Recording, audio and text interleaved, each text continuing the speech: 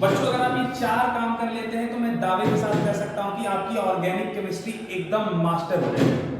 तो वो 4 काम क्या है सर? देखिए आपके बोर्ड पर मैं दिखा रहा हूं। सबसे पहला काम ये है कि जब भी आपका ऑर्गेनिक केमिस्ट्री का कोई चैप्टर कंप्लीट होगा तो आप उसको 2 से 3 घंटा थॉरली पढ़ेंगे। तो सबसे पहला काम आपका ये है कि आप उस चैप्टर को कंप्लीटली रीड करेंगे, क्लास नोट्स जो आपकी बनवाई है 3 से 4 घंटा थॉरली। दूसरा काम क्या है? दूसरा काम ये है कि आप 3 से 4 घंटा पढ़ने के बाद एक ब्रेक दीजिए लाइट आधे घंटे का। उसके बाद आप सेम टॉपिक का क्वेश्चन प्रैक्टिस स्टार्ट करिए।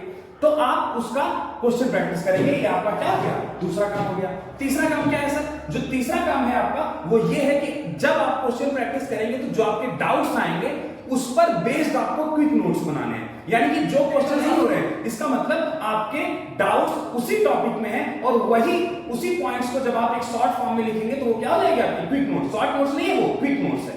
तो आप क्विक नोट्स प्रिपेयर करिए based on your doubts and your question practice. तो ये हो गया आपका तीसरा काम। चौथा काम ये है बच्चों कि एक बार आपकी क्विक नोट्स बन गई, आपने क्वेश्चन प्रैक्टिस कर लिया, अब जब भी आप फिर से क्वेश्चन प्रैक्टिस करने आएंगे तो आप इसी क्विक नोट्स के बेसिस पर क्वेश्चन प्रैक्टिस करेंगे। तो क्विक नोट्स पढ़िए और कभी भी फिर से रीस्टार्ट करिए क्वेश्चन की प्रैक्टिस करना। तो अगर आपको ऑर्गेनिक केमिस्ट्री को मास्टर करना है तो उसका एक सबसे बड़ा उपाय ये है, क्वेश्चन प्रैक्टिस धुआंधार करिए, लगातार करिए, बार-बार प्रैक्टिस करेंगे।